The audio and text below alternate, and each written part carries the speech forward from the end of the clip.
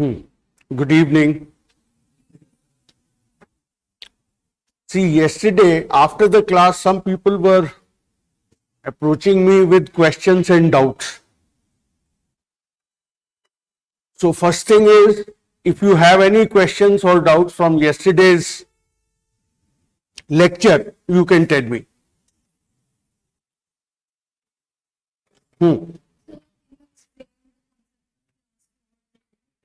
Class war. All right. In fact, this concept of class and class conflict is a part of your syllabus. And we are going to talk about it in detail later on. But for present understanding, in simple words, class refers to a group of people sharing common economic interest. All right. This term was popularized by Karl Marx, one of the sociological thinkers that we have in the syllabus. Now, he says that in the capitalist society, the society gets polarized into two main categories of people, two main groups. One, the bourgeoisie. He used the French word. Bourgeoisie is a French word. Bourgeoisie were actually the middle class at that time between the lords and the serf. Later on, they took to trade and acquired wealth and became capitalist. So, bourgeoisie is a term for capitalists, the wealthy people. And Marx says that the economic interest of the people is shaped by their relation to productive assets. People can be related to productive assets in two ways, either as owners or as non-owners. So those who are non-owners, they are the proletariat, workers. They sell their labor for livelihood, for wages. All right. Now, according to Karl Marx, the capitalist, because he owns and controls all the productive assets, and therefore the workers are dependent on him for survival, he exploits the workers. How does he exploit? He makes them work more and pays less. The worker is made to work, say, so much that he produces goods worth 1,000 rupees. But he gets only 200 rupees as wages. Rest is appropriated by the capitalist as his profit. So therefore, their interests are opposed. So rich and poor people have mutually opposed interests, in which rich people exploit the poor. I am putting it in very simple words for your understanding. So when there is clash of interest, and if this inequality between rich and poor gets accentuated, becomes more and more conspicuous, so this clash of interest takes violent form of conflict. So there are class wars. The poor rise in revolt against the rich. The workers rise in revolt against the employers. So if there are extreme inequalities in society, then it leads to conflict because of economic inequality. That is what happened also in Europe in the 19th century. There were very frequent rebellions. One of the most conspicuous was 1871. It was called the Paris Commune Uprising. Workers took control of Paris. At that time, the capital was at Versailles, a place a little farther away from Paris, capital of France. So workers took control of Paris and declared independence of the government and wanted to create a new society based on equality. So this was an open rebellion. So armed forces were dispatched to suppress this. And in a matter of 15 days, more than 40,000 workers were slaughtered, simply killed. Because they were ordinary workers, they had no military skills to fight the army. So much of violence and bloodshed. This was a common feature of the 19th century Europe. Any other question?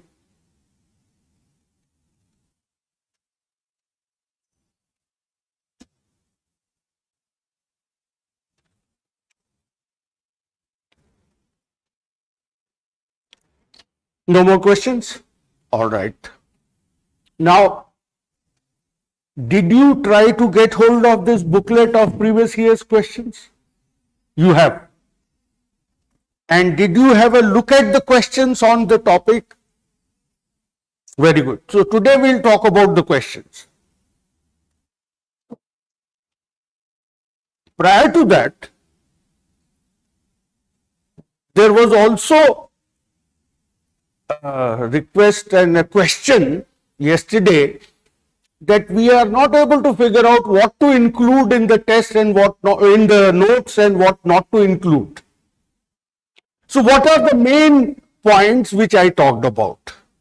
I'll give you a quick resume of that, a brief summary of what we talked about yesterday, and then I'll take up the questions. See, the point was, how did sociology emerge? This is what we were discussing. And the syllabus itself specifies that we have to talk about the emergence of sociology in the context of Europe in the 19th century, when there was rise of modernity in Europe. So first thing we did was, we defined what is meant by modernity. That at a general theoretical level, we use Weber's definition: increasing efficiency, increasing calculability, increasing predictability, increasing control. Then I came to the substantive part, that what actually happened in Europe at that time. What did actually happen? So, feudal agrarian society was transformed into capitalist industrial society. And the economy changed from subsistence economy to market economy. This is what had happened. Now, then I spent a lot of time explaining the meanings of what is feudal, what is capitalist, and so on. Now, but in the exam, you don't have to teach the examiner. So you just have to simply describe that feudal agrarian society was transformed into capitalist industrial society. Now, when this change happened, what were the important transformations that happened in the society? When this kind of feudal agrarian society changed into capitalist industrial, what actually happened? So I talked about things that happened at the economic level, and then we talked about the social consequences of those things at the economic level. Then we talked about changes at the political level and the social consequences of that. And both these things, I said, created a situation which was totally unmanageable, unlivable, chaotic, disorderly. And therefore, and it could not be understood with the help of conventional wisdom, traditional knowledge. Even religion had no answer for it. That is how it created a demand for new knowledge.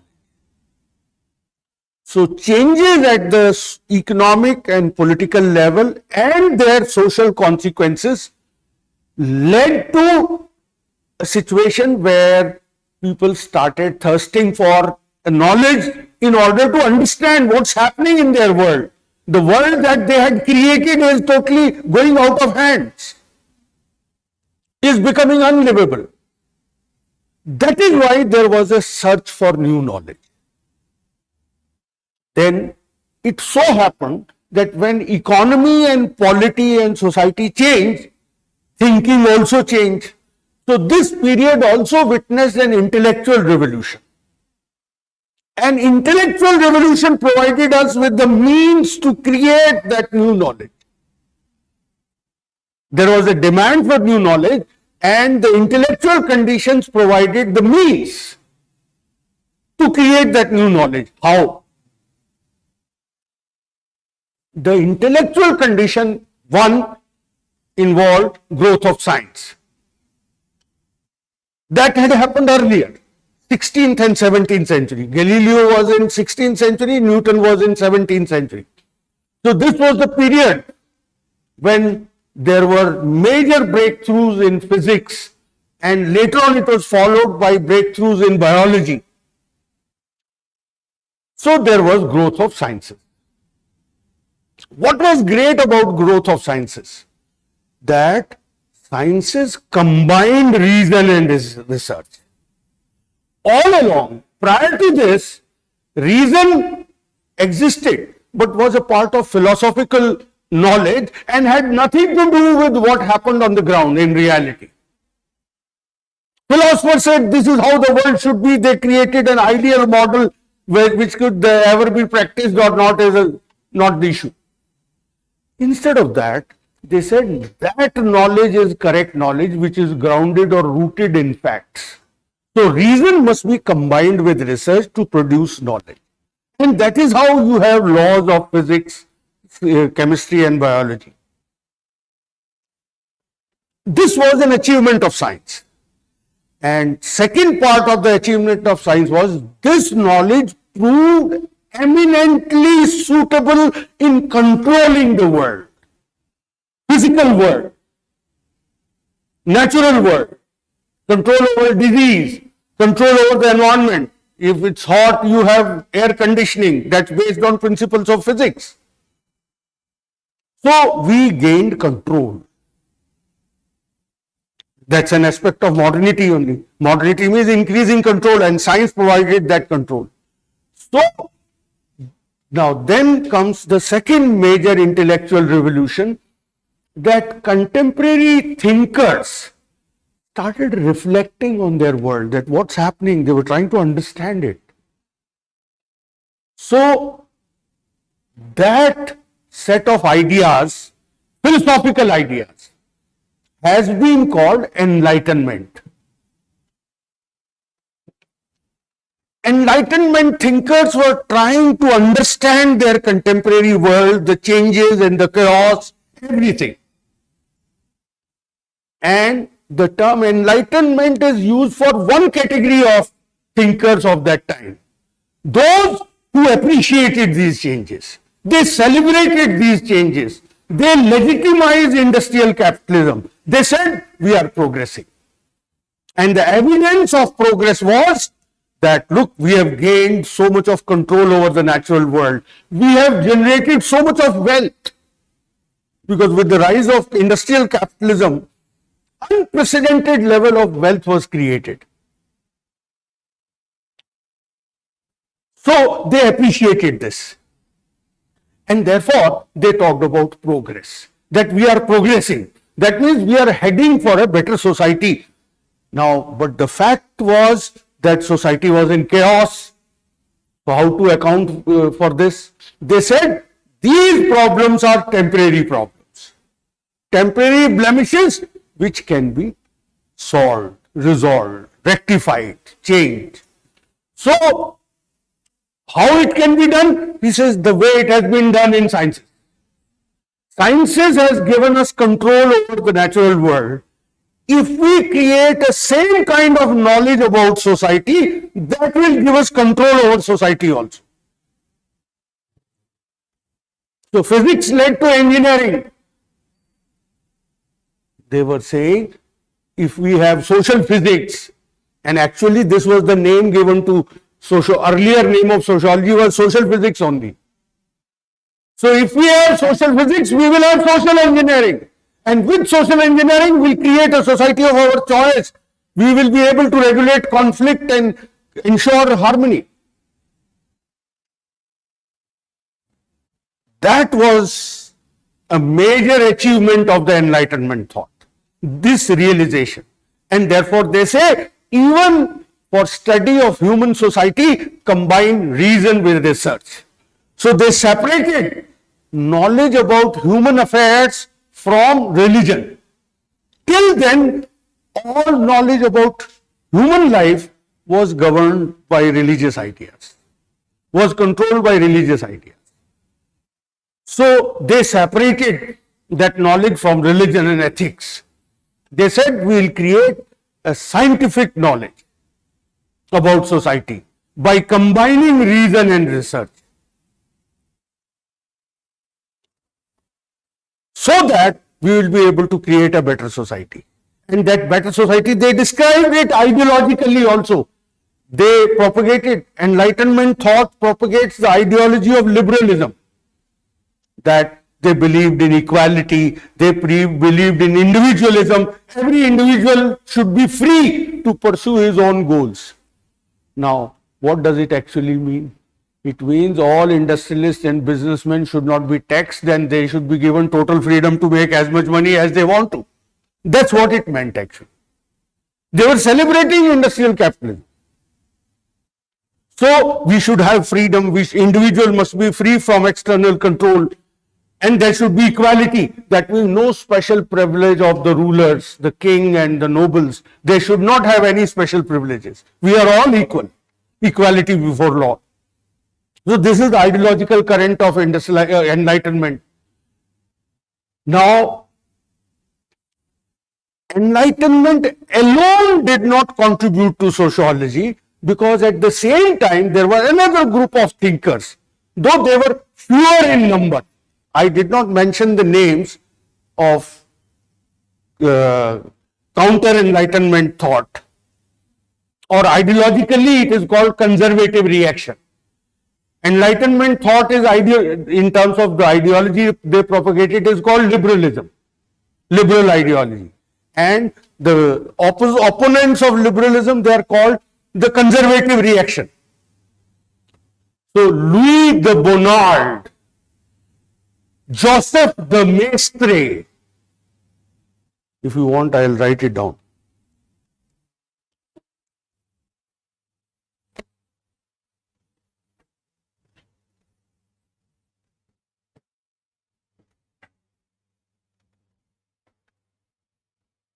Louis de Bonnard,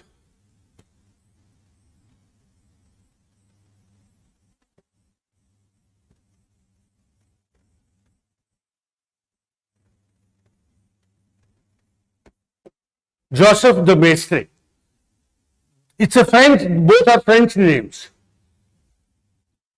The is off. This name is like Prakash Singh Badal. Prakash Singh of Badal village. Exactly like that. This was the practice of naming. They were all landowners. So the area where they held the land, that was a part of their identity. So Louis and Joseph, they are the names. The means D, the means of. So then in England, there was Edmund Burke.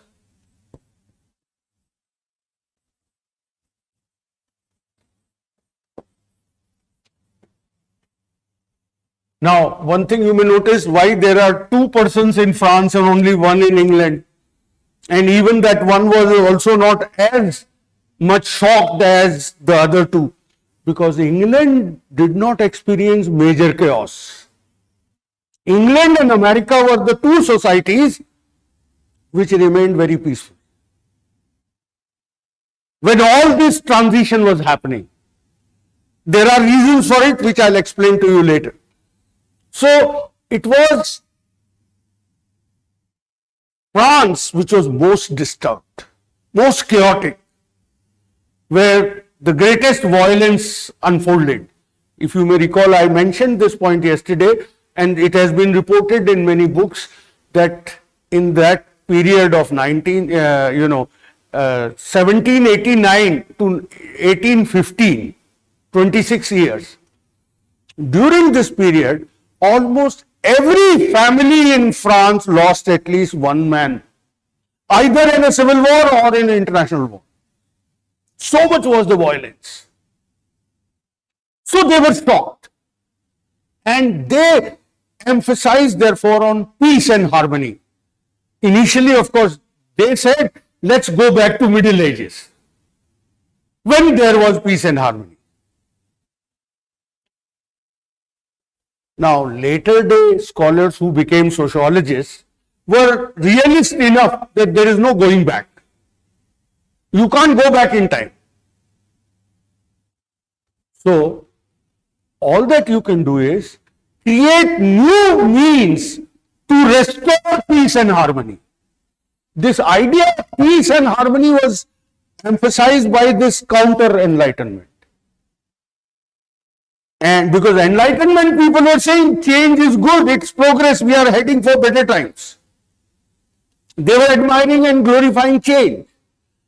Counter-enlightenment emphasized on need for peace and harmony. So they said, let's create peace and harmony. How? By using the methods of science. Methods of science were also glorified by enlightenment. So this idea of progress, now that was very important, because only when you believe in this idea of progress, you think that you can create a better society. Europeans never thought like that before. Christianity says world exists as it was created by God and it cannot be changed. They said no, we can create a society of our own choice. This was a remarkable idea that came from enlightenment. Then another part of enlightenment thought which glorified science. They said use methods of science, combine reason and research, arrive at laws. Like there is law of gravitation given by Newton, there can be similar laws about human society also. And what do the laws do? Laws help you to control. How? Laws predict. This was the words of the founder of sociology. To know is to predict. To predict is to control. If I can predict what is going to happen tomorrow, I can control that. This is what physics does. This is what chemistry does. This is what biology does. So they said we'll do that in society also. We will be able to have laws. Laws make a prediction. You have Newton's law of motion, third law of motion. To every action there will be equal and opposite reaction. So before any action you can make a prediction what reaction will follow. So laws, that is knowledge gives prediction, prediction gives control. So therefore we will be able to control the society, create the society of our choice. This is the contribution of enlightenment. So that is how both enlightenment and counter-enlightenment together combine to give birth to science of society. The whole idea that a science of society is possible. And the purpose of that science was social reconstruction. In fact, some of them even went to the extent that destroy this existing feudal order altogether. They supported revolutionary ideas also. So that's how sociology emerged in Europe. It began with France. Later on, it spread to other parts of the world, particularly America. That's where it flourished. Because America was a different cup of tea. America was a different situation altogether. Enormous land, little population, lot of resources available, and no rigid structure in society, no class divisions, no hierarchy. Like in India, it's very difficult to change because people have rigid feelings about their caste. So they are so rigid. You have Khap Panchayat or going for honor killing just because you married somebody from a different caste. So strong is the reaction. But in America, that rigid structure was not there because there were no Americans who existed for thousands of years. Real Americans are red Indians who were destroyed by the whites. And America is a land of migrants. So they had very fluid relations. There was no rigid inequality in the society. There was abundance of resources. And therefore, there was very little violence. Organized large-scale violence, the kind that happened in Europe. So America, when it started industrializing, America was late to industrialize, but once it started industrializing, it did not experience that upheaval which Europe did. There were minor problems, juvenile delinquency, criminal gangs at the local level, alcoholics, or labor disputes, or race relations, black and white, and such like things. So, sociology's role was not to reconstruct by demolishing the existing order, but only to bring about reform, limited reform. Wherever things are going wrong, rectify them. So, sociology became an instrument of social reform in America. That's how sociology did. This is what I had said yesterday. Now tell me if there is anything, any confusion, any problem, anything you have with this topic. I have briefly summarized what I talked about yesterday.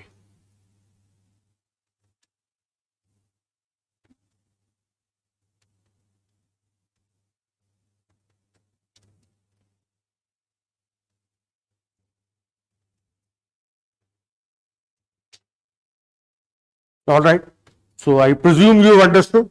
Now, the book you will get soon from the institute, study material, as a backup reading, it is going to be this kind of a book.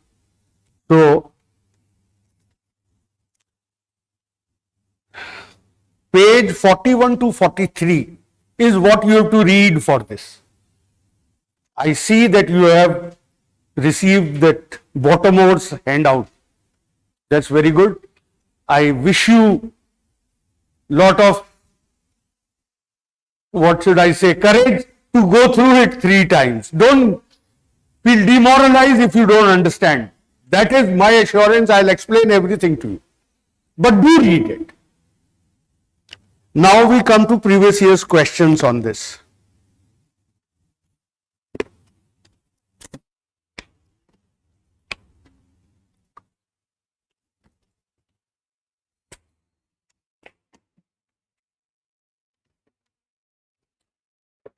Do you have the booklet?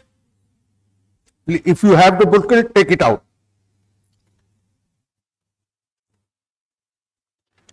The questions under sociology, the discipline. Now in this booklet, there are questions related to the other 2 topics also, which I clarified to you that I am going to take up later. I am deliberately not discussing that. So we are going to look at questions related to modernity and social change in Europe and emergence of sociology. Last year, 22, there was a question: what aspects of enlightenment paved the way for emergence of sociology? Do you feel confident with this? We have just discussed. What do you have to do in the answer? What was the problem? Briefly, that problem part is not emphasized in the question. So don't write down everything that I have discussed. Very briefly mention that there was a problem because of economic and social changes and because of the social consequence, economic and political changes and the social consequences of these changes created a problem, and hence the need for a new discipline. That's what you will say briefly, because the main focus has to be on enlightenment. Then there was an intellectual revolution which provided a response and contributed to the emergence of sociology. Then I have just now explained that Enlightenment thinkers, if you want, you can mention some of the names also, Voltaire, Rousseau, Turgot, Condorcet, Montesquieu. They were the thinkers in France. Adam Smith, Robertson and Ferguson in England and in Britain rather, because they were actually from Scotland. Then Hegel in Germany, Vico in Italy. These are the names of the Enlightenment thinkers. In Baltimore's book will have most of these names. So, Enlightenment reflected, the Enlightenment scholars reflected on these changes and this problem, and they arrived at certain ideas, the idea of progress, which provided the motivation and confidence to create a new society and hence a new knowledge. Then inspired they were by science, so they glorified scientific method. They wanted that reason and research must be combined so that we can discover the laws that govern society. So they believed that nature and society are essentially same. If we can discover the laws about nature, we can also discover the laws about society. That was the Enlightenment belief. Then they said that such a knowledge should be used for reconstruction. But here now this part is what you have supported the statement of the question. Then you will briefly say, however, it was not Enlightenment alone that contributed to sociology. Counter-Enlightenment or conservative reaction also had an impact.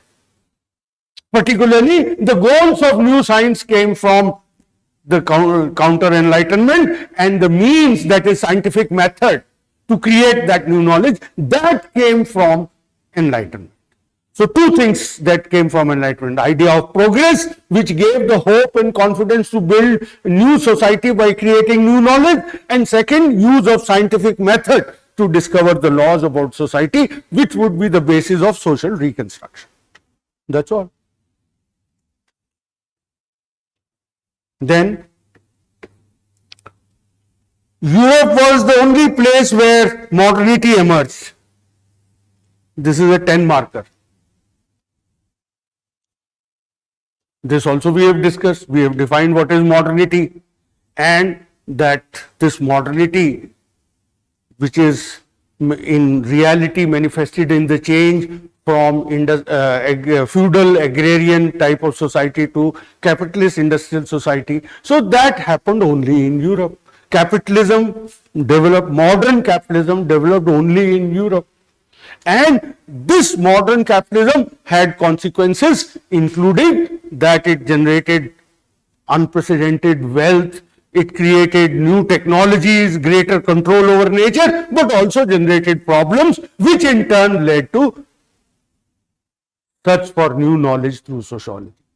And that's all. He is only asking you to comment. Then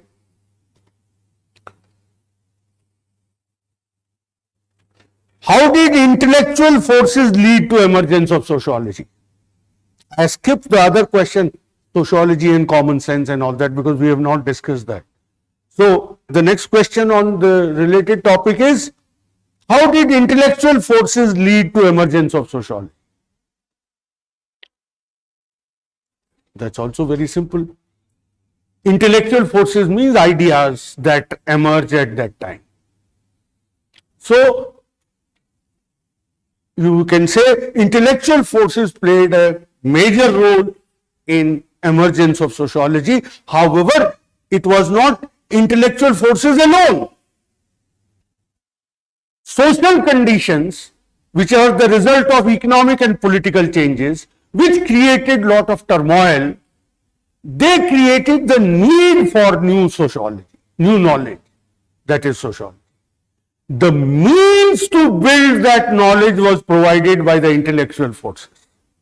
Then go on telling this, how enlightenment contributed, how growth of science contributed, it gave scientific method, it gave the idea of progress and a hope that new laws and new knowledge can solve the problem and all that.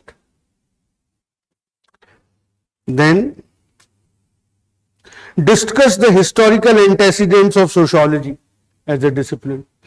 This is a comprehensive question, that historical factors which contributed to sociology. So one historical factor was rise of capitalist industrial society, economic revolution. Another historical antecedent was political revolutions, beginning with French Revolution. Third historical antecedent was intellectual revolution, which provided all that which I have discussed.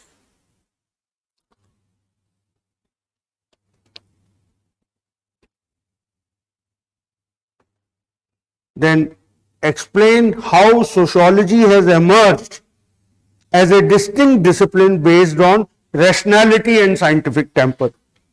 First, talk about what is rationality. See, whenever you have a question, identify the key word in the question and explain its meaning in the introduction.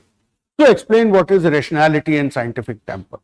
Rationality and scientific temper is manifested in the pursuit of knowledge based on combination of reason and research. Rationality means reason, scientific temper means research and facts. So, combination of reason and research was the prime motive to generate a new knowledge. So, why the need for this new knowledge? The problems you described. And then intellectual ferment or intellectual revolution, providing new ideas which emphasized on combining reason and research, because in physical and natural sciences that had shown remarkable achievement. So the same idea was extended to society, that combine reason and research, that what makes scientific temper, and that knowledge which we produce will be the basis for social reconstruction. Then sociology is preeminently study of modern societies.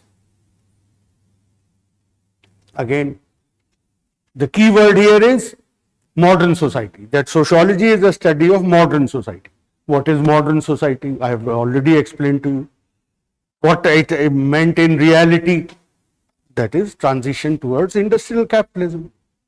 This happened first in Europe, and that is why sociology emerged first in Europe. Now here the question is not only about emergence of sociology. He says wherever there is modern society, there is sociology. So suppose this, that later on modern society was slightly delayed in America. Industrialization in America began in 1870s onwards. In England, industrialization had begun in 1750s itself. America was nearly 100 years behind England as far as industrialization is concerned. So modern society, arrival of modern society was delayed in America. But even in America, as modern society emerged, sociology became popular. It flourished in America as an agency of social reform. And as I said yesterday, today modernity is global. Modern society is emerging everywhere. All societies are industrializing. Modern simply means capitalist industrial society. That is the essence of modernity. That capital industrial society is emerging everywhere, in India, in China, in Southeast Asia, in Africa, in Latin America, everywhere. And we find therefore even sociology becoming a global discipline. That's all. Then another question, how had enlightenment contributed to emergence of sociology? It's a repeat.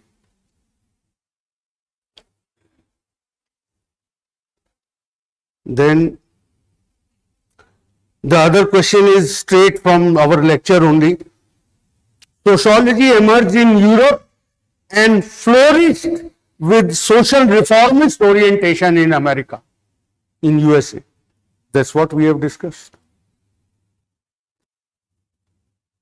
Then, how did French Revolution and Industrial Revolution play an important role in the emergence of sociology? Industrial Revolution is what I have called economic revolution, and French Revolution was the beginning of political revolutions that we have discussed. And we have noted that economic and political revolution created a situation of hope and despair. On one hand, there was progress, unprecedented wealth, advance in technology, man's control over nature increasing, and also idea of freedom and democracy emerging because of French Revolution. So this was the positive side. They created the idea of progress and a hope for a better future. But at the same time, there was a traumatic side that also I have described. So the traumatic side created the need for new knowledge and the intellectual condition that he has not included, that you will briefly mention in the end. Intellectual revolution that accompanied industrial and French revolution, that contributed to rise of sociology as a science. So do you feel confident in handling the questions on this topic? If there is any doubt, any question, you can still ask me, otherwise I'll move on to the next.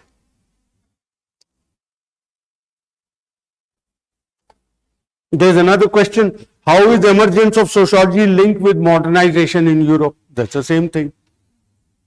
Three types of modernization: economic modernization, political modernization, and intellectual modernization.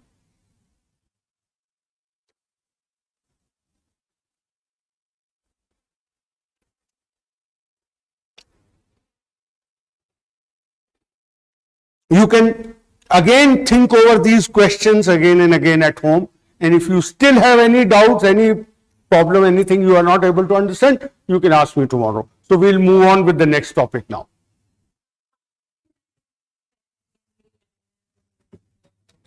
See, counter-enlightenment focused on the need for stability and harmony. Enlightenment was glorifying change. See, when you say progress, what does progress mean? Desirable change. A change which is for the good. So they said all changes are for the good. If there are problems, there are minor problems, they can be taken care of. Change is better, and it is desirable, and it is for betterment of mankind. That is what enlightenment said. Counter-enlightenment said, no, it is a journey to chaos and disorganization. Human life will become unlivable if this kind of violence and all these problems persist. So we give primacy and we must emphasize on peace and harmony. Sociology said, yes, our goal is also to restore peace and harmony. To that extent, they borrowed this idea from the writings of counter-enlightenment. But how peace and harmony? There they took help of enlightenment.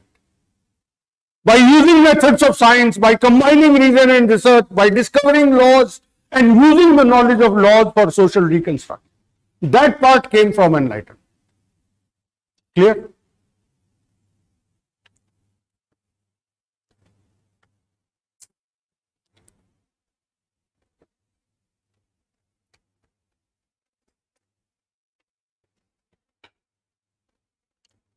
All right. So can I move on to the next topic?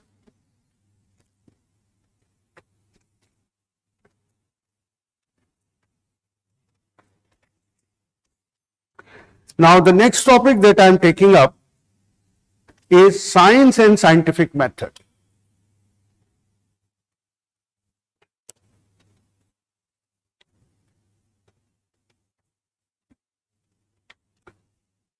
We have talked so much about the achievement of science, glorification of science by enlightenment thinkers. So what exactly is this science?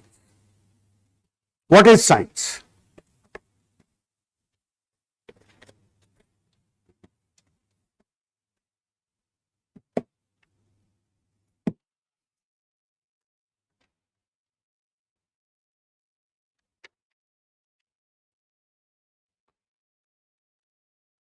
I'll give you first the definition of science and then we'll discuss that definition.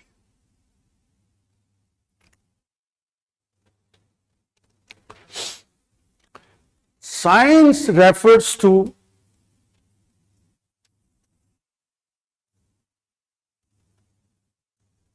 a systematic body of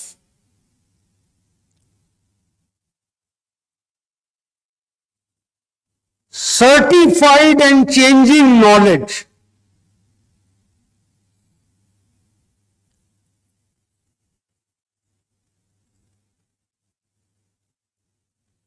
based upon observable facts.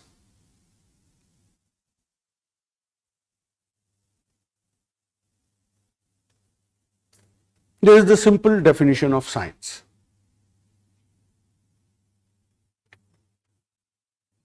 Now I'll explain the meaning of this definition. When I say systematic, science refers to a systematic body, that the knowledge that we have is acquired methodically. It is not a randomly gathered information. It is methodically acquired knowledge. We follow a proper method. That is why we call it systematic.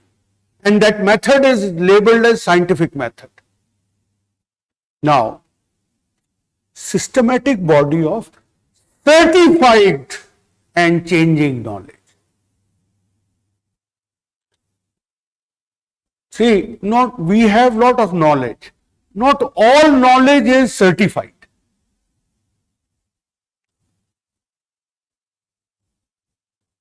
There is no certification that there is God.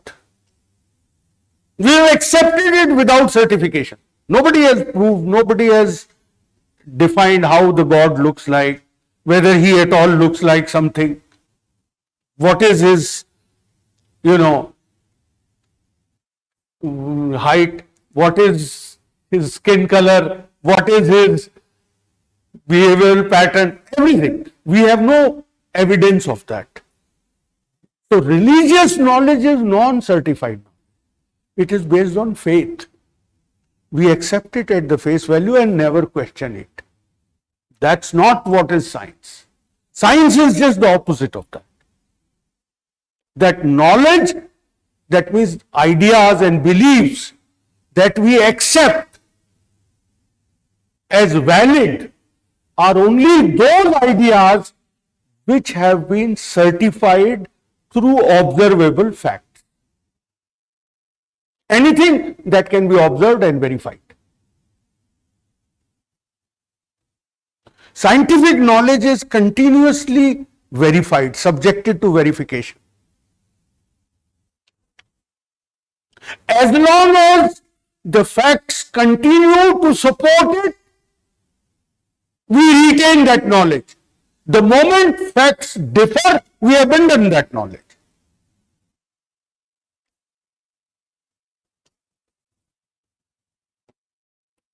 In the context of COVID, there were so many ideas, even WHO and various other scientists were propagating and then withdrawing them a few weeks later themselves.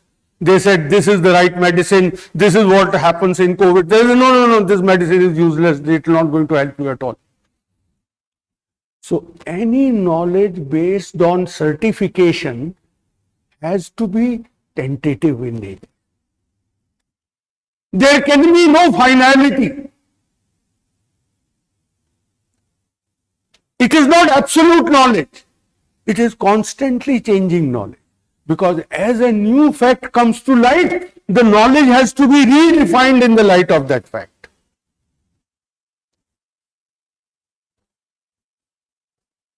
See, there is no revised edition of Bible or Holy Quran. The Prophet is supposed to have said, I have created your religion mukammal, perfect, no change possible. No modification in ideas. Otherwise, what Prophet said was in the 7th century. Today we are in 21st century. There should be 21st century version. But that's not there. Religious knowledge is absolute. Unlike that, scientific knowledge is constantly changing knowledge.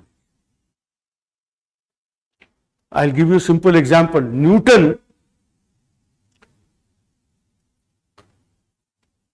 when he observed the phenomena of light,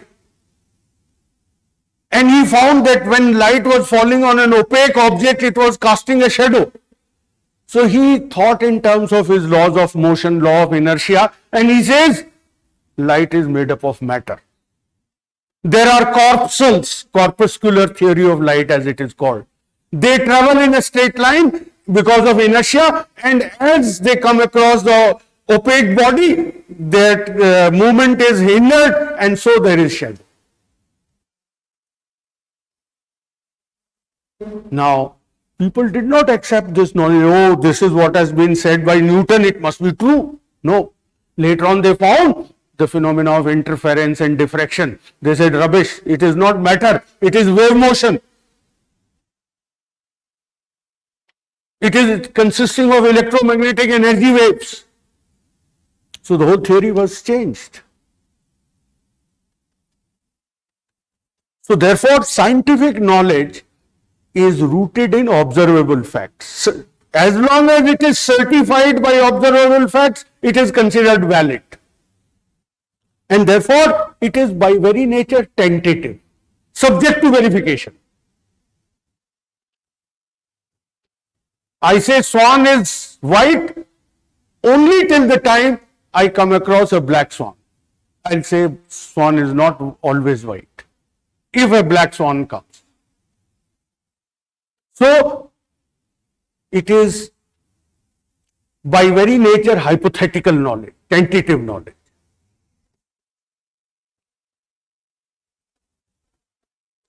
Now,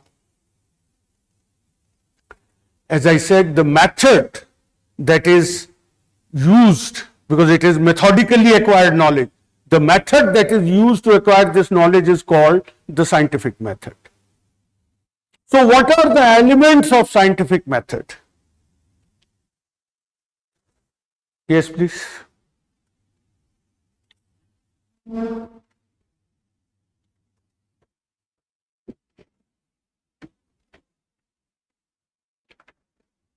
कल यहाँ पे एक diagram दिखाना था जो पहले बनाया था, पूरे बोर्ड पे आएगा वो बॉक्सेस के, उसमें पुरुषोत्तम को मालूम है, या तो तुम बना दो या पुरुषोत्तम को बुला के वो दिखा देगा, वो डायग्राम दिखाना. So what are the elements of scientific method?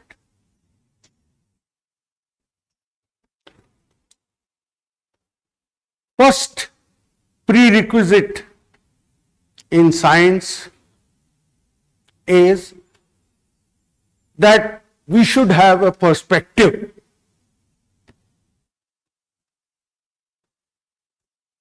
To look at the reality which we want to study scientifically. There should be a perspective.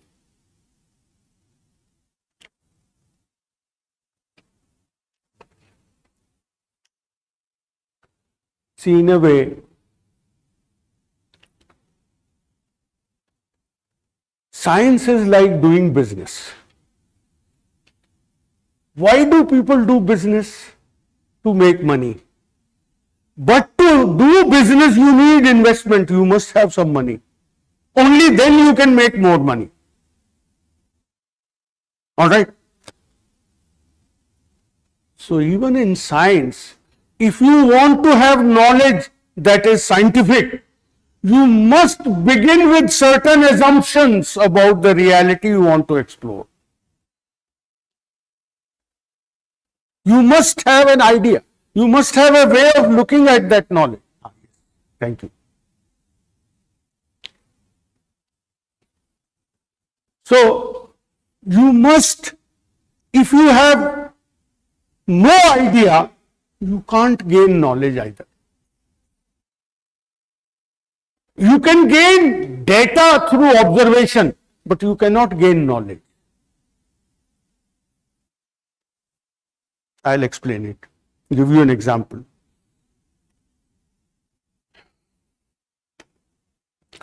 Suppose, as I have said, science is knowledge based on observable facts. All right. If I tell somebody, please go out and observe facts and give me knowledge. So he goes and stands out on the Pusa road. He'll come back bewildered. I'll ask him, what is the knowledge? He'll say cars, buses, human beings, dogs, wind, smoke, pollution, accident, road, blah, blah, blah. These are all facts. These are all observed facts, but they make no sense. It is not knowledge. It is just data, but not information. Science is based on data, but it is not raw data. It is knowledge. That means when facts are connected with each other meaningfully, then it produces knowledge. So science has to observe the facts in interconnectedness. Science has to observe facts in interconnectedness. Then only it will give us knowledge. Otherwise, we will not have knowledge.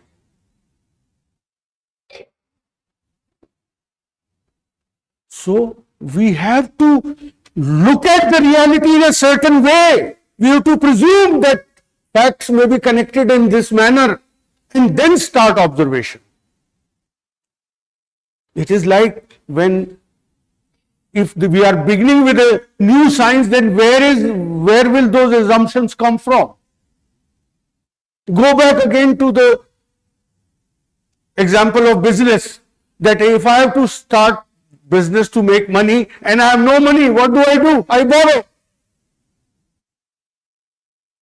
So science in the beginning may have to borrow those ideas from a sister science. And if that sister science is also not there, from common sense ideas. We have to have some assumptions to begin with.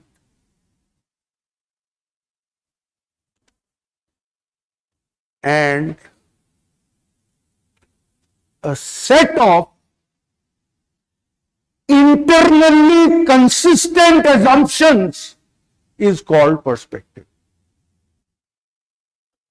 A set of internally consistent assumptions is called perspective. So we have to begin with the perspective.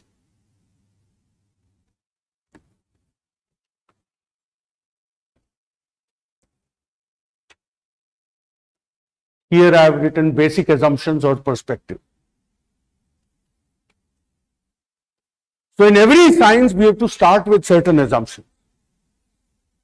I'll give you an example. Suppose somebody has severe headache and he goes to a doctor.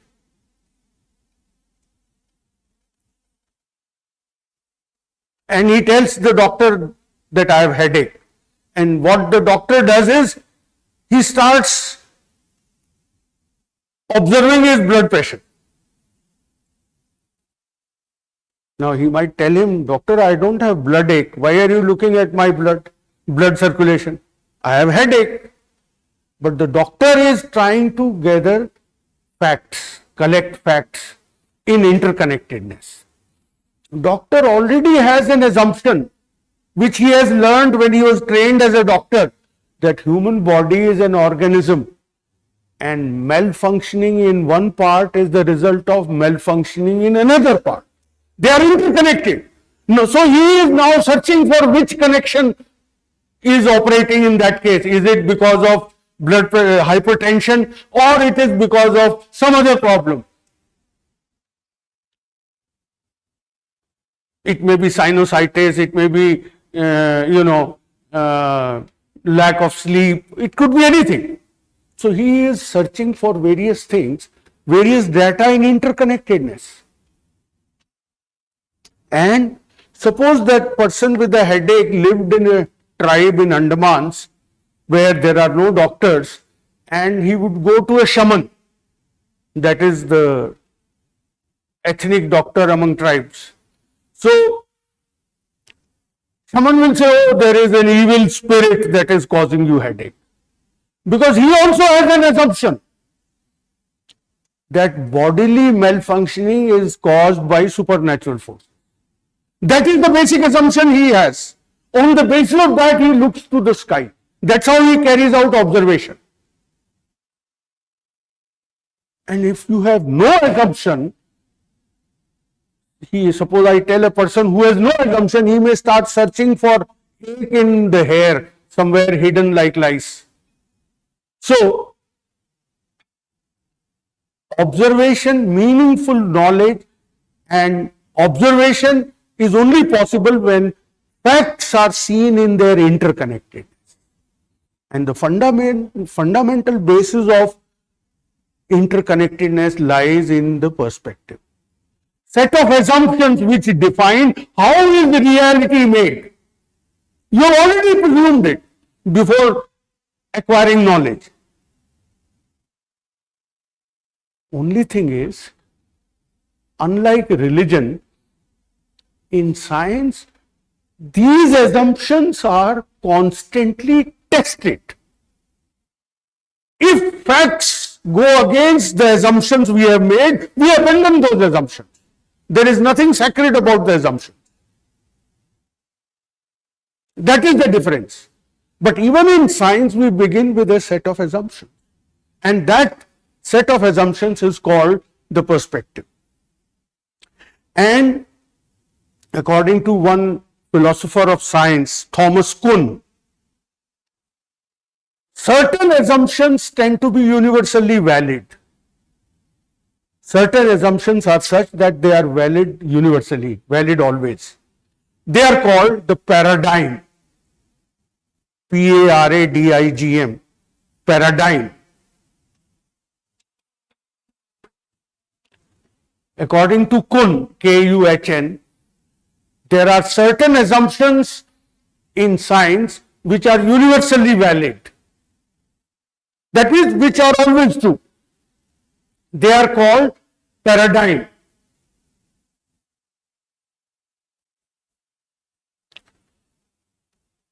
Now, on the basis of this, he says there is two kinds of science.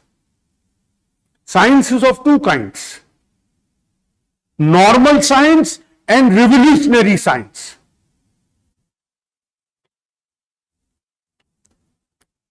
Normal science and revolutionary science. Normal science is the routine research that goes on in which the empirical findings, empirical means observable facts. What is observed and reported on the basis of observation is also called empirical. So, observable facts support the existing assumptions. As long as existing observable facts support the existing assumptions, this is called normal science. Alright, the paradigm is reinforced, paradigm is supported, that paradigm is considered valid. But sometimes new startling facts come to light which lead to what he calls paradigmatic shift, that paradigm has to be abandoned because new facts question the paradigm. Like I gave you an example of Newtonian physics, that the corpuscular theory was totally abandoned.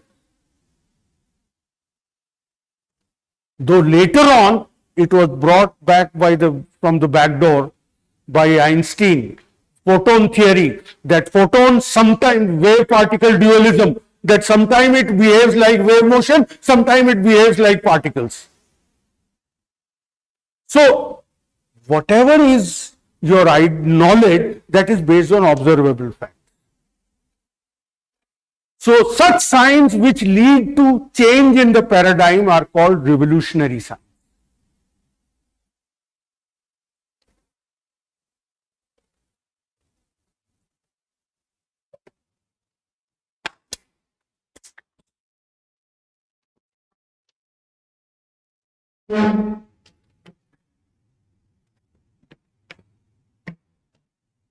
Now,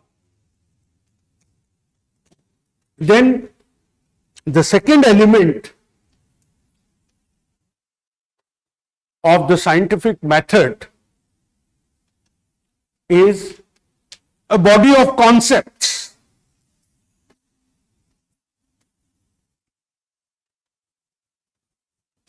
Every science has a body of concepts. See, if we appreciate the importance of language in our daily life, so we can also appreciate the importance of concept in scientific method. What is language? Language consists of symbols, in terms of which we define or describe what exists in reality. Symbols are not real. Symbols are artificially created, mentally created. For example, a red light on the crossing is a symbol. Red light, red color does not mean that you apply the brakes and stop the vehicle. This is our assumption. We have assumed it and we have decided that whenever there is a red light, you must do that. It is artificially created. There is nothing natural in the red color which will mean stop the motion. Isn't it? So it's mentally created. All symbols are mentally created. And language consists of symbols. They are the labels which we give to things. There is no such thing as a human being. It's a label. Human being. It's a phonetic sound, a particular type of sound I'm making. That doesn't exist. What exists is a particular organism on which we have affixed this label as human being.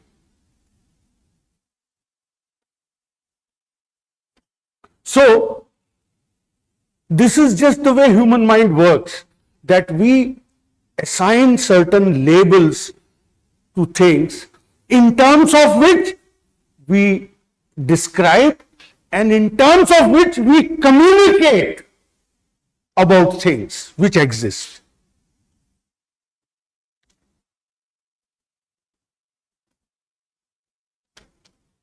We communicate to ourselves, that is called thinking. We communicate to others, that's called talking. Both are the same. Both involve language. If you don't have language, you can't think also. You can't have an idea unless you have a language to label to your experience, because you talk about some experience to yourself by attaching a label. You say it's very hot outside. Unless you may feel miserable, but you won't be able to think like that, it's hot outside, so I should need cold water or something, unless you have these words with you, these symbols and labels. So in science also we have to constantly share our experience with others, because science by nature is communitarian. That in science, whatever I have observed, I communicate to fellow scientists, and they all repeatedly conduct an experiment to test it whether my experience is a valid experience. So there must be complete ease of communication among scientists. For that, we have to describe our experience by attaching a label, that means a linguistic name, linguistic term to it. That is the concept. The only difference between scientific concept and day-to-day language is that scientific concepts are defined in a very unambiguous way, in a with clarity, with total clarity. And the meaning of these concepts is highly standardized.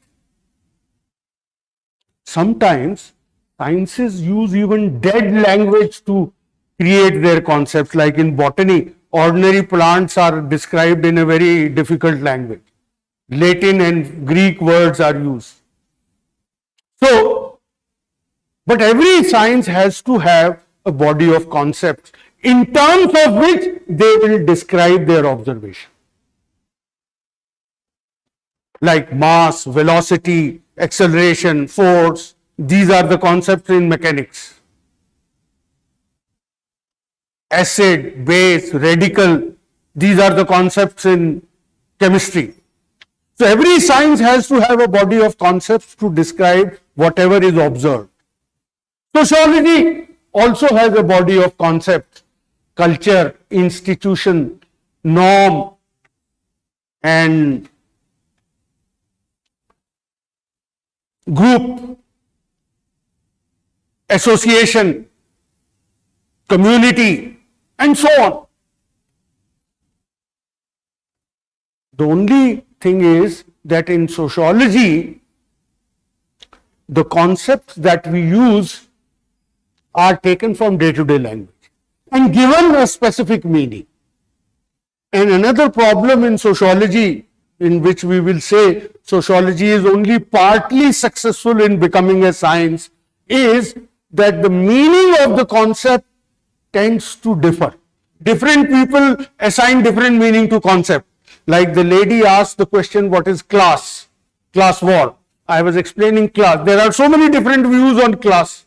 So there is no consensus or unanimity about what class should be. What I told her was the Marxist view of class. There are other views of class also. So sometimes different meanings are assigned to same term, and sometimes different terms are used to talk about the same thing.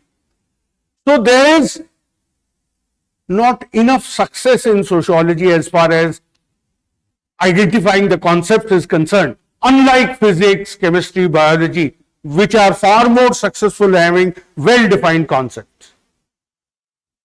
But without concepts, we cannot communicate, and science cannot grow without continuous communication. So concepts are the second element of the scientific method. Now, then we have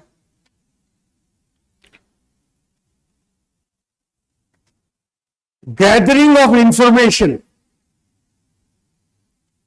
and constructing explanations. Science has to explain the phenomena.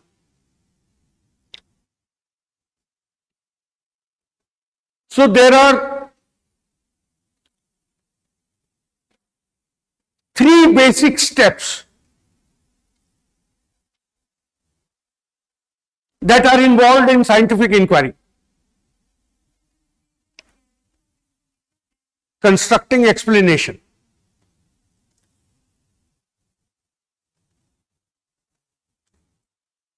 So there are three basic steps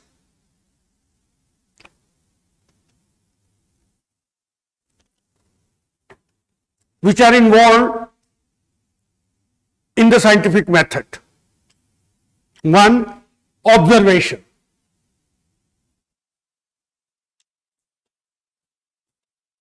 Observation. Second, comparison and classification.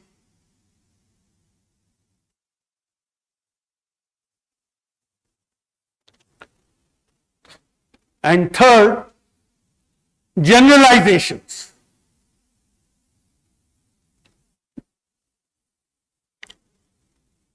Arriving at generalizations. So we will look at each one of them.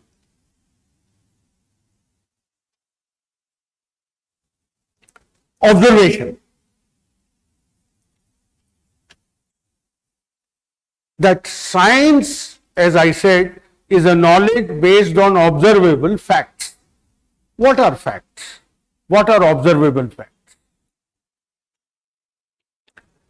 Those aspects of reality which are definite, certain, and have an independent existence.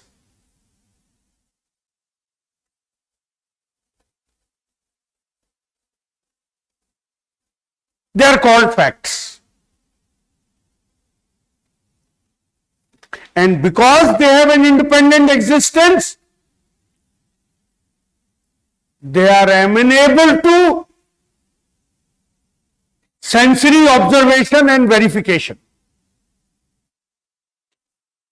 They are amenable to sensory observation and verification.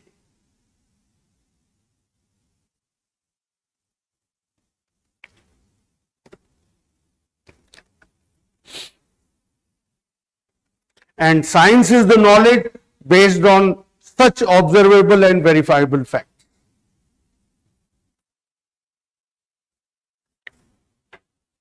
Now, I'll explain. Not all aspects of reality are observable facts. Not all aspects of reality are verifiable. There are two kinds of facts: objective facts and subjective facts.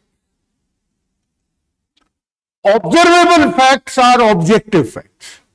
That there is a pillar in front of me. This is an objective fact. It is independent of my observation. If I refuse to look at it, I'll bang my head into it. The pillar will continue to exist whether I acknowledge its existence or not.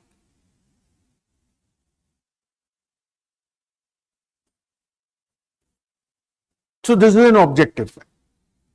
There are other subjective facts.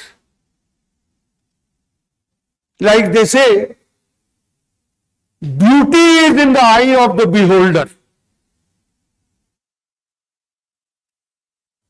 I would say my wife was the most beautiful woman I had in my life. Neighbors may not agree. All right?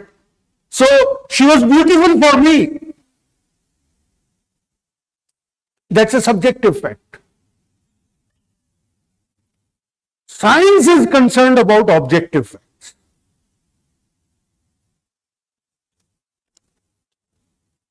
Now,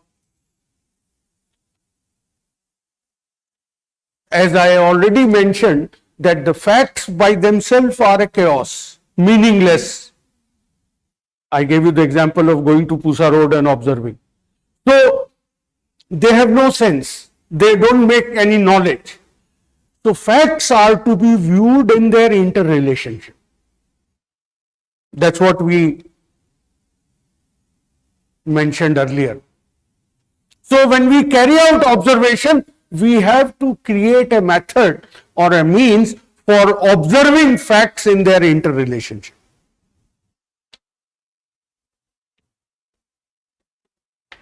Now, not every fact can be related to every other fact.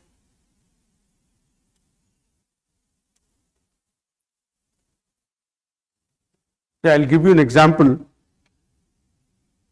In one of the years, it was reported in the newspaper in England that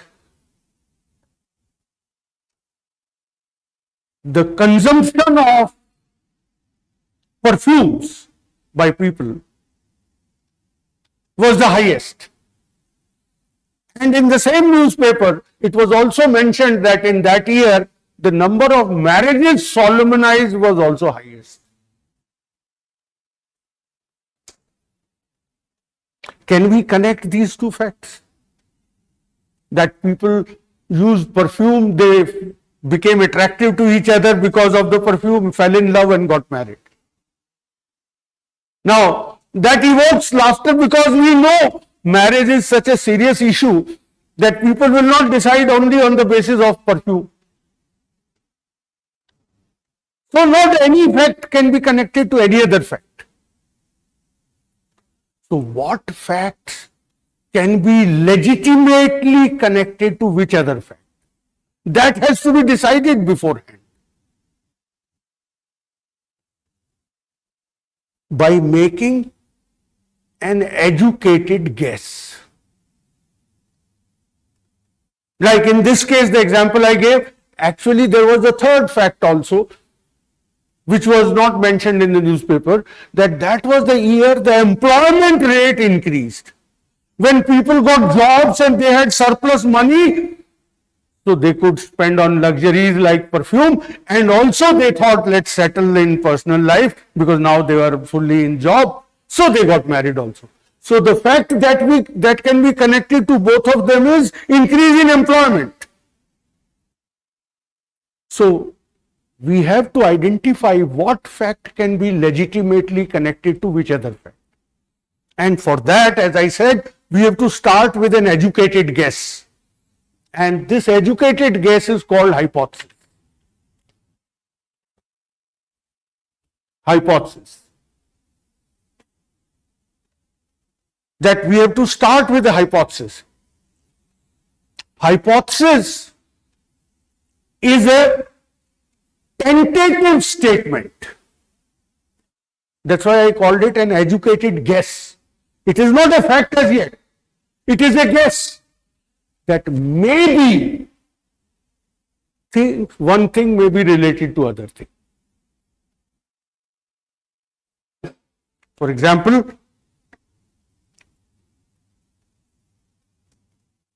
I may say that growth of urbanization depends on industrial development. So there are two facts I am talking about in their interrelationship. These aspects of reality in scientific language are called variables. So there are two variables, industrial growth and urban growth. All right. In that, industrial growth is called independent variable because we have given it causal significance, that is the reason for which, because for urbanization. Because of industrial growth, there is urbanization. And urbanization is the dependent variable.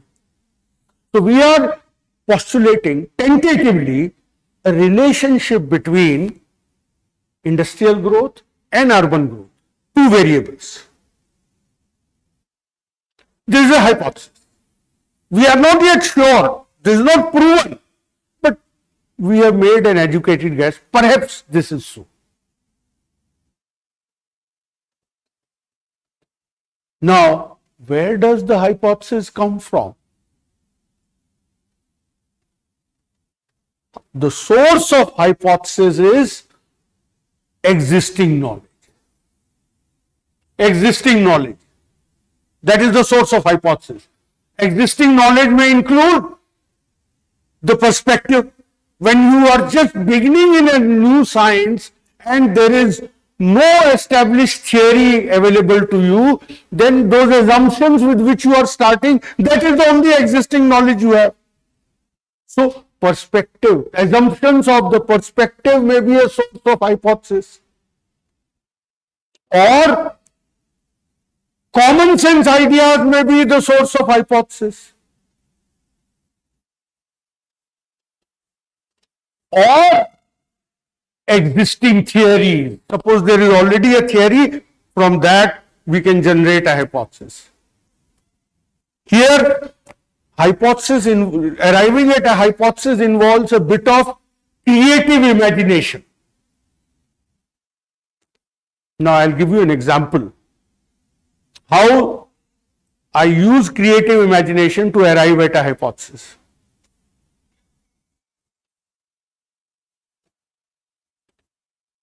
I'll take up one of the theories from sociology, though we have not yet discussed that in the class. You don't know the background, but I'll simplify it so that you understand. That one of the thinkers in your syllabus is Emil Durkheim. He conducted a study and arrived at a theory on suicide. He conducted a study on suicide. And his theory was, rate of suicide is inversely proportional to group unity, cohesion and unity in a group. Did you understand the meaning of this statement? You are science people, so you know inverse proportionality. So rate of suicide is inversely proportional to group unity. That means if there is more unity, there will be less suicide. Or in other simple language, people from broken families are more likely to commit suicide because they lack unity. Now, this is what I already know. This is the existing knowledge, the theories.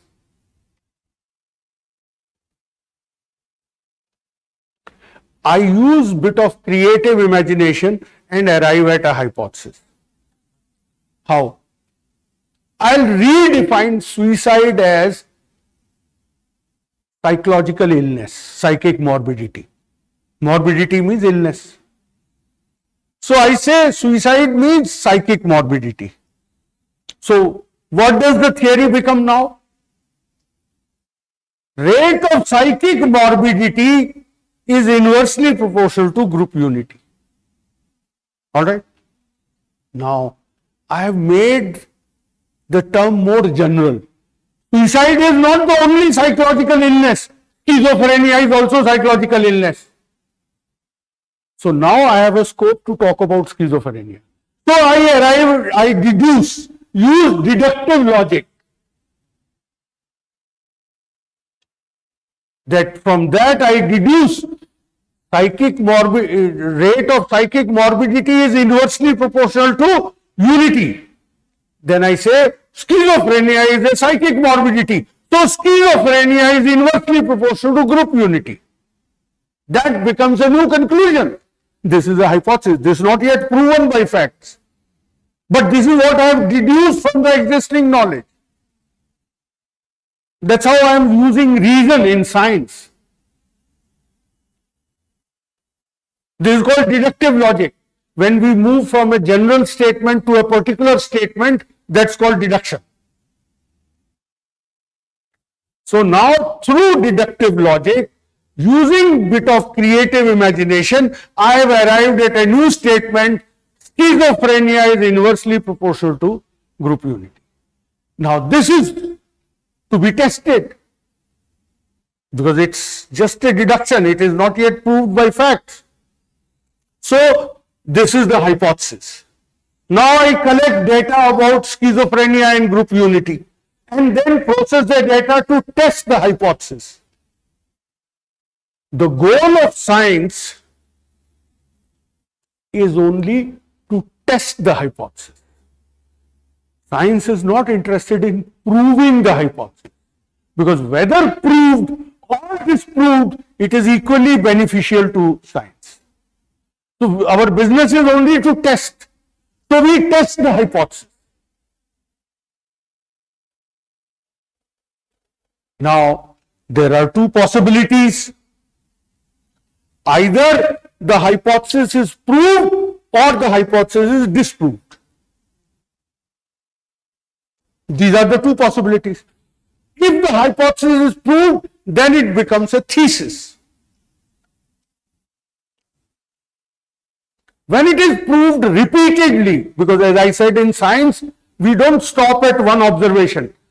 That's why I called science as a communitarian, having a communitarian character, that the whole community of scientists is involved in continuous testing and validation of knowledge.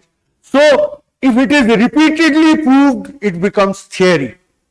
And if it is proved so often that almost universally proved, then it becomes law. And then it goes on to add to the existing knowledge. On the other hand, if the hypothesis is disproved, then the theory from which the hypothesis was deduced, that is modified. It leads to modification of that knowledge. In the light of the data, their existing knowledge is modified. And then once again we deduce a hypothesis. So science is a never-ending process. It is a spiral-like process of growth of knowledge, a continuous process.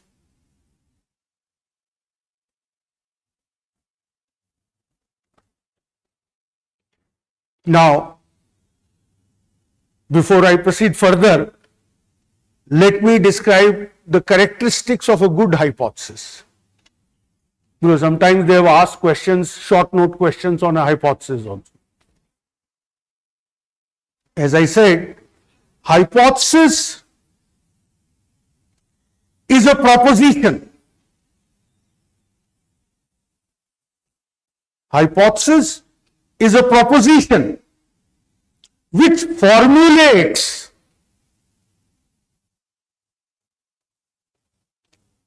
a logical but tentative relationship between two or more variables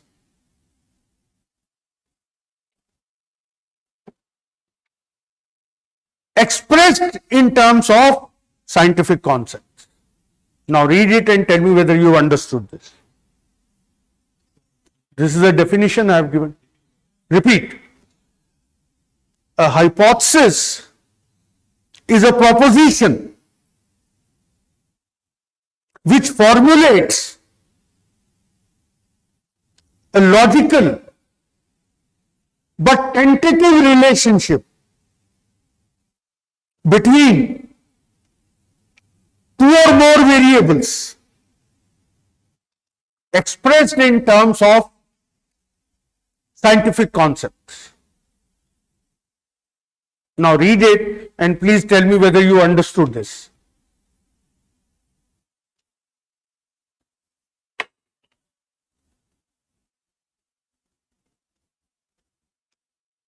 Anything you have not understood about it? It's a proposition, which means it makes a particular statement of a relationship. Now, that's a logical relationship, but tentative, not yet proved, subject to verification. And in that, two or more variables, like in this case, the example I gave you just now, schizophrenia is one variable, incidence of schizophrenia, and group unity is another variable. And the logical relationship is inverse proportionality. So that's how it establishes a logical relationship between two variables. Only thing is, this is a tentative relationship, it is not proved as yet. So that is how it stimulates us to further research, to test this. Now, hypothesis has to be deduced from the existing knowledge.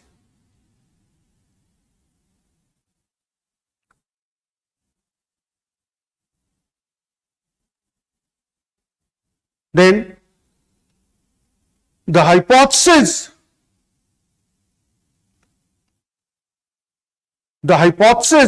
should be short, precise, and unambiguous.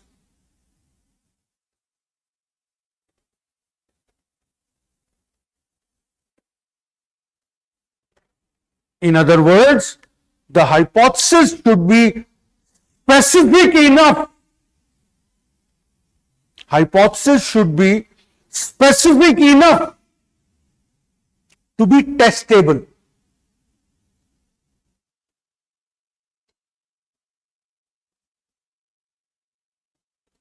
Hypothesis should be specific enough to be testable. Now, what is testable? What is the meaning of testable statement? A testable statement is the one which is potentially falsifiable. A testable statement is the one which is potentially falsifiable.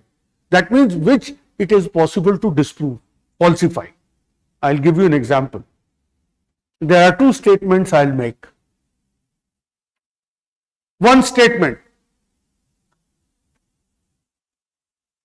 it may or may not rain tonight. This is the way meteorological department used to make predictions earlier. Now this statement cannot be falsified.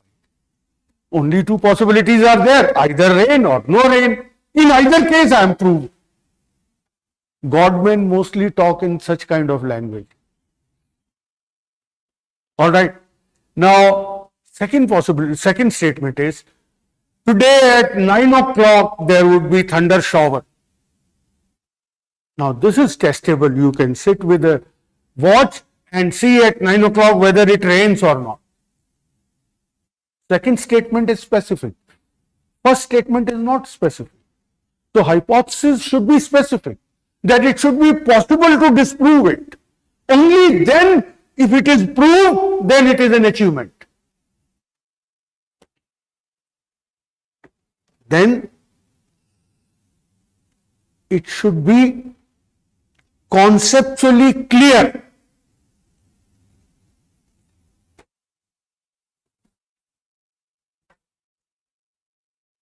And the concepts should be operationalizable.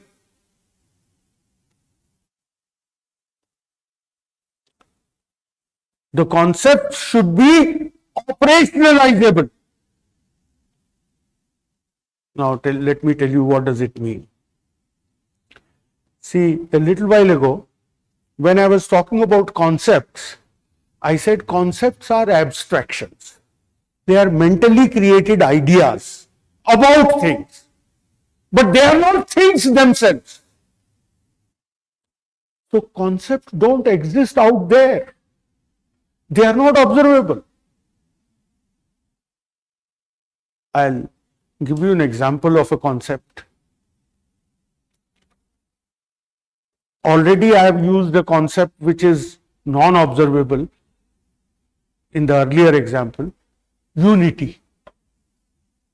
How do you find unity? There is, if you go to a family to see whether they are unity, they will not have it in a shelf that this is our unity, we have unity. Isn't it? Similarly, I'll take up another example. Alienation. This was the term which this is an important concept in your course, and this was the term popularized in sociology by Karl Marx. Alienation means to be detached, to be estranged, to feel helpless, to feel lonely. All these are the shades of meanings which together convey the idea of alienation. Now, Marx said workers in the capitalist society are alienated. Now, suppose I want to conduct research. I decide on a factory, say Maruti factory nearby in Gurgaon, to see whether workers are alienated. Now, how would I know they are alienated? Where will I observe alienation? They will not carry a badge on their shirt, I am alienated. Isn't it? They don't even know what is alienated. So how do I observe? This is a practical problem. Sociological hypotheses are all made up of concepts, and concepts are abstractions. How do we observe them?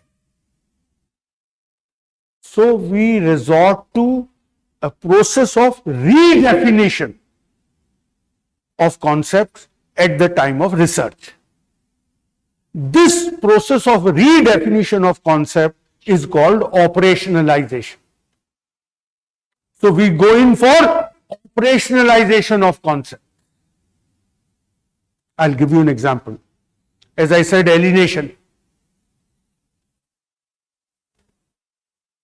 That if somebody is estranged, not at peace, not happy with things, a worker in the factory, he is likely to absent more often. One, he is likely to protest more often. All right. So now absenteeism can be observed. I can see how many days in a month he came for reported for work. How many strikes he participated in, that can be observed. So they become the indices of alienation. So that is how every time I have to conduct research, I have to operationalize the concept. Relate those concepts with the indices which are observable. I repeat, I have to redefine the concept and relate that with the indices which are observable.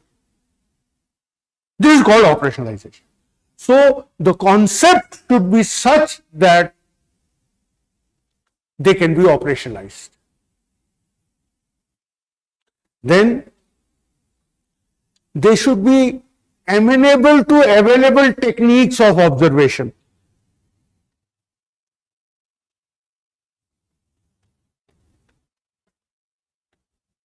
And next, they should be amenable to existing techniques of data collection or observation.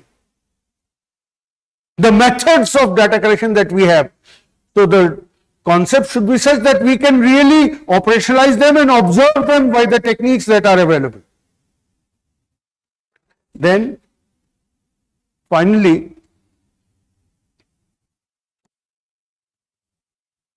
the hypothesis, to the extent possible, should be deduced from a theory.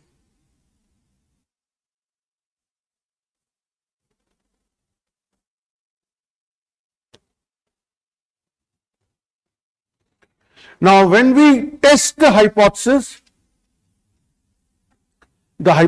may be either tested under experimental conditions,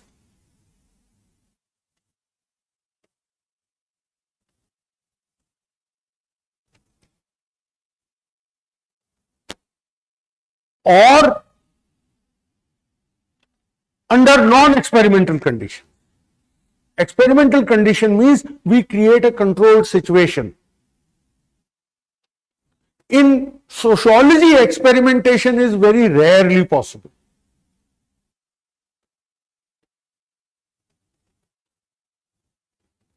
Suppose we have a hypothesis that divorce leads to suicide. So will we first make a happily married couple divorce and then wait that who commits suicide afterwards? We can't have this practical joke on their life. So experimentation is unethical in sociology. And second problem is that human mind cannot be controlled. So even control is very rarely possible.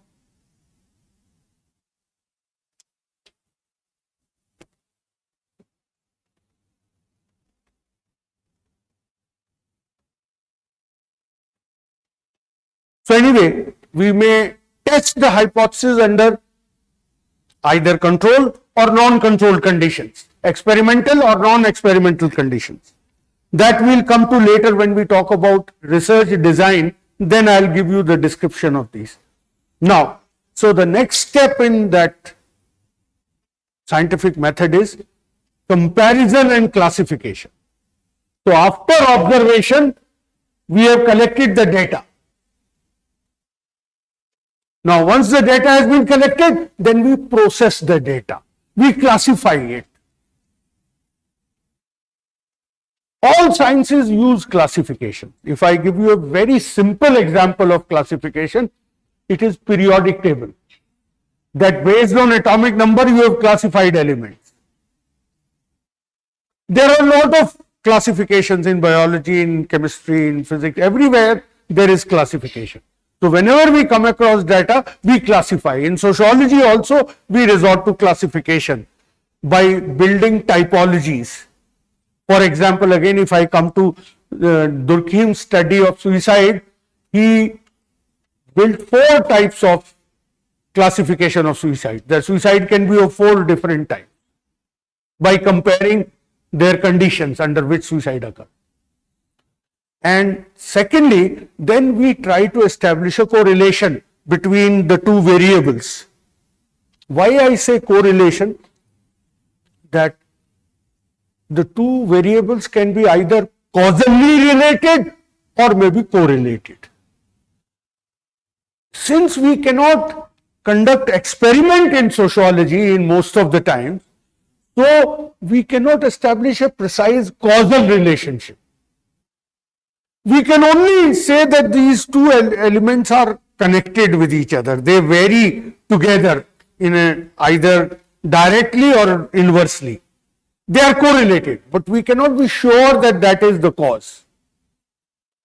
For example, if they say divorce and suicide, how do we know exactly divorce was the cause of suicide? Of all you know, the lady who committed suicide must have said good riddance after the divorce. But she later on committed suicide because of financial hardship she had. So, we will say she was divorced and she committed suicide, or divorce leads to suicide. But divorce is not the cause. So, we cannot establish the exact cause in social relations. We can only establish correlation. And after doing that, we arrive at generalization. After processing the data and testing the hypothesis, we arrive at generalization. Now, what is generalization?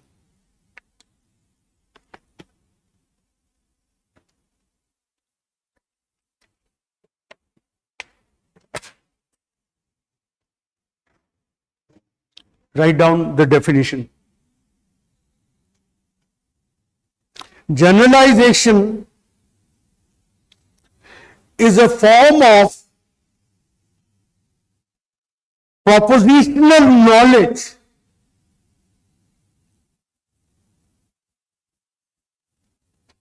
that holds true for the whole class of phenomena. That holds true for the whole class of phenomena.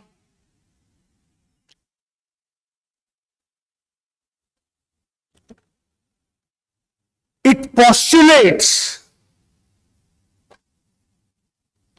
the existence of a determinate relationship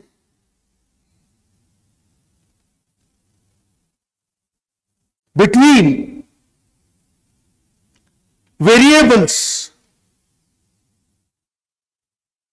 in terms of which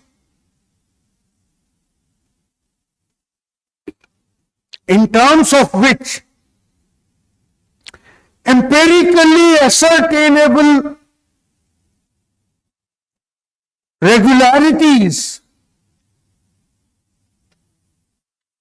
can be explained. In terms of which empirically ascertainable regularities can be explained. Now, please read this.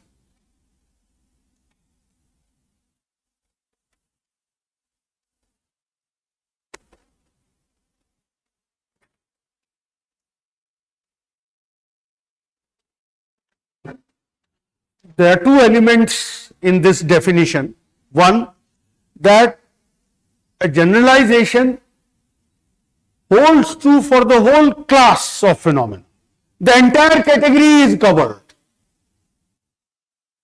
For example, human beings walk on two legs. It's a generalization. It's true for me, but it's true for everybody else also. It's a generalization. It holds true for the whole class. Civil service aspirants are graduates. It's true for everyone. So, generalization is true for the entire category. One. Second, and more important part of the meaning, that it establishes a definite relationship. For example, I gave you the theory of suicide according to Durkheim. That's a generalization, though a limited generalization. It's a generalization. It says whenever there is suicide, it is going to be inversely proportional to unity. So there are two aspects, suicide rate and unity. It establishes a determinate, well-defined relationship between them. Like Newton's law of gravitation, it establishes a determinate relationship between mass and the distance between objects. That the attraction between objects is directly proportional to product of masses and inversely proportional to the square of distance. So it establishes a relationship between masses as well as distance, the two variables. So like that, a generalization establishes a relationship between two variables, in terms of which empirically observable regularities can be explained. That if we again and again see that children who grew up in broken family tended to commit suicide, that's a regularity. That can be explained in terms of the theory that rate of suicide is inversely proportional to unity. So that is how a generalization is also an explanatory statement. So it has two characteristics. It is general and it is explanatory. Clear? Now, there can be different degrees of generality. Something may be less general, something may be so general that almost universally true. So there are different types of generalization. Thesis, theory, law. Very limited generalization is a thesis. When it gets tested and proved more and more often, then it becomes a theory.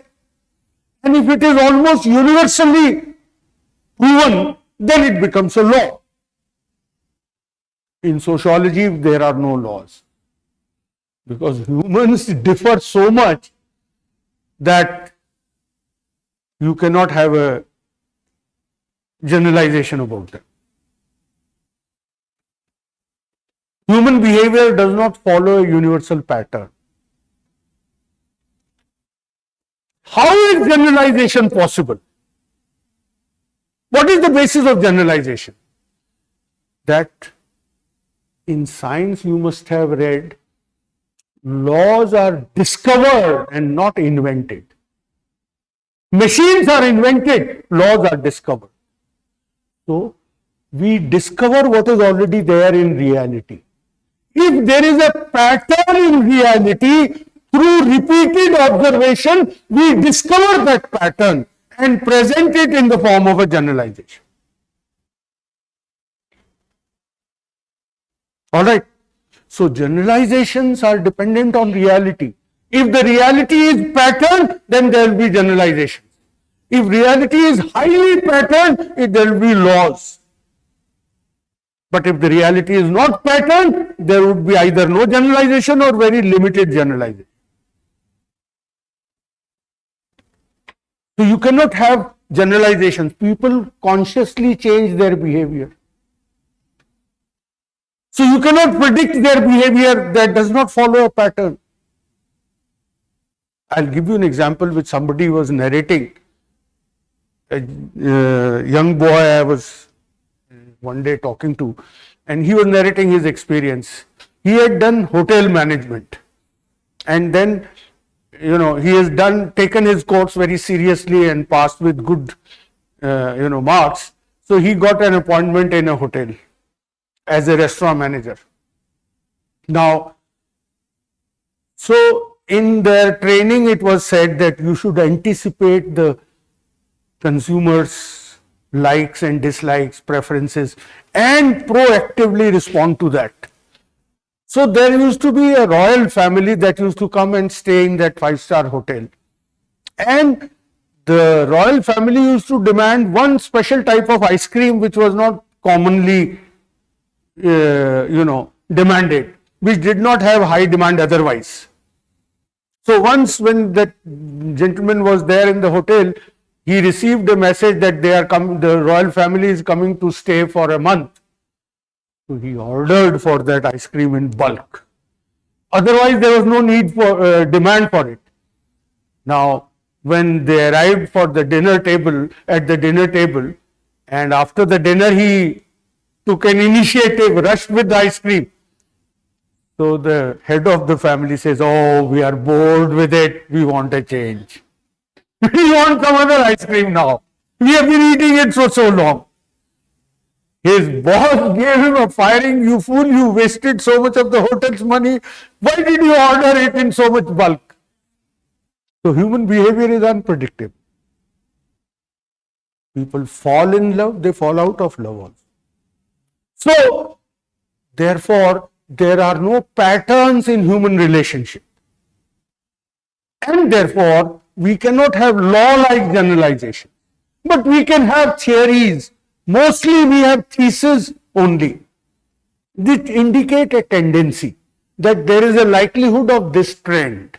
But we cannot be so certain as in physics that every time I leave this marker pen, it falls down. It doesn't shoot in this direction or another direction. The law of gravitation always works. So in physics we have laws, but in sociology there are generalizations. We want to have generalizations, but there are no laws. So this is now another advantage of generalization.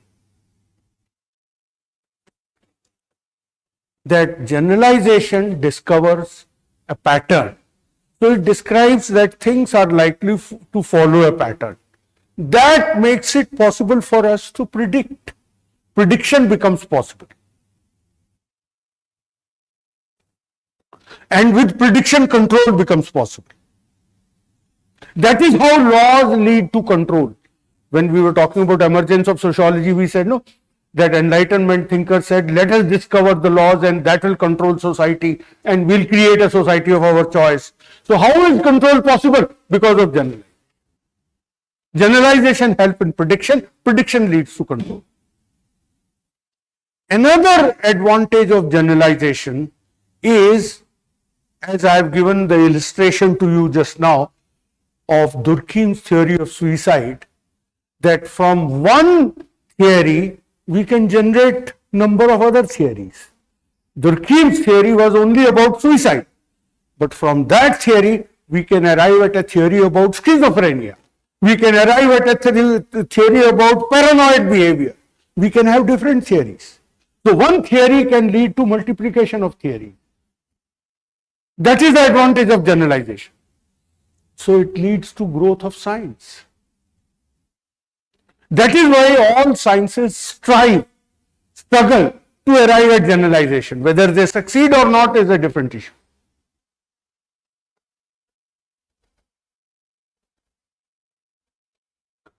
So this is about scientific method. When you get your booklet, the lady already has the booklet. If others also, when you will have, there is a chapter on scientific method. I'll tell you the page number, and that's what you can read on scientific method.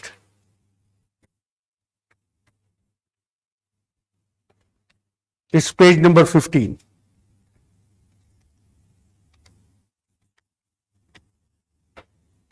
From page 15 to 27. That is your source of reading. What I have discussed is the basic logic of scientific method.